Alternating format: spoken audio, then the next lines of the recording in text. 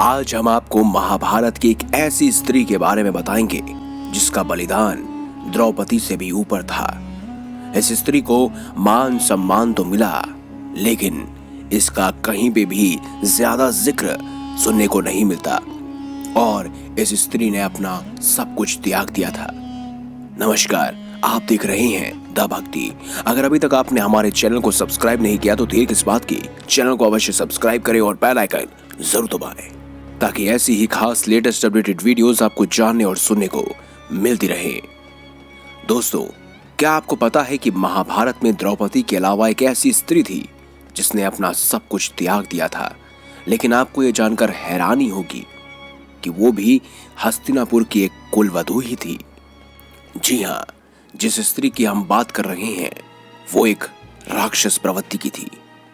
दोस्तों, महाभारत के कथा के अनुसार हस्तिनापुर के राज परिवार में कुंती, गांधारी और द्रौपदी जैसी महान स्त्रियां कुलवधू रही हैं, लेकिन इस परिवार में एक स्त्री ऐसी भी है जिसका बलिदान सबसे बड़ा था। वह इस परिवार की कुलवधू होते हुए भी हस्तिनापुर में नहीं रहती थी और इस स्त्री का नाम था हिडिंबा। जी हाँ, आपने सही समझा, भीम की पत्नी हिडिंबा। दोस्तों, महाभारत की कथा के अनुसार कई बार दुर्योधन ने पांडवों की हत्या का षड्यंत्र रचा, पर वह हमेशा निष्फल रहा। लेकिन अपनी जान बचाते हुए कई बार पांडव दैत्य वन की तरफ चले गए थे। एक बार ऐसा ही हुआ जब पांडव अपनी जान बचाकर दैत्य वन की तरफ निकल पड़े। उस वन में हिडिंब नाम का एक दैत्य अपनी बहन हिडिंबा के साथ निवास करता था। हिडिंब राक्षस को वन में मनुष्य की दुर्गंध आ गई और उसने अपनी बहन को उन मनुष्य को भोजन के लिए उठाकर लाने का आदेश दिया। ऐसे में हिडिंबा अपने भाई का आदेश मानकर वहां पर पहुंच गई, जहां पर 4 पांडव अपनी माता के साथ विश्राम कर रहे थे।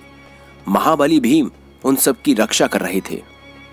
भीम को देखकर हिडिंबा उस समय मोहित हो गई, क्योंकि आज से पहले उसने कभी भी इतने विशालकाय मानव को और इतने कठोर मानव को कभी नहीं देखा था। उसने भीम के समक्ष प्रेम प्रस्ताव रखा। उसी समय वहां हिडिंब राक्षस भी आ पहुंचा और अपनी बहन को भीम के साथ देखकर और ज्यादा क्रोधित हो गया। उस राक्षस ने अपनी बहन को भला बुरा कहा और पांडवों को मारने का प्रयास किया। उस समय भीम और हिडिंब के बीच एक घनघोर युद्ध हुआ। कभी भीम भारी पड़ता तो कभी हिडिंब। आखिरकार भीम ने हिडिंब को मार गिराया। उस समय हिडिंबा ने माता कुंती से प्रार्थना की कि मैं आपके पुत्र भीम से प्रेम करती हूँ और मैंने भीम को पति के रूप में स्वीकार किया है, इसलिए आप मुझे अपनी पुत्र वधू स्वीकार कर लीजिए।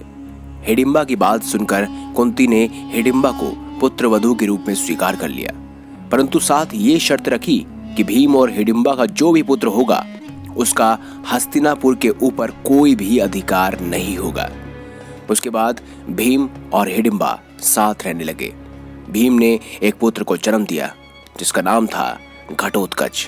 जी हाँ दोस्तों, ये वही घटोत्कच है जिसका सही समय पर सही इस्तेमाल स्वयं भगवान श्री कृष्ण ने किया था।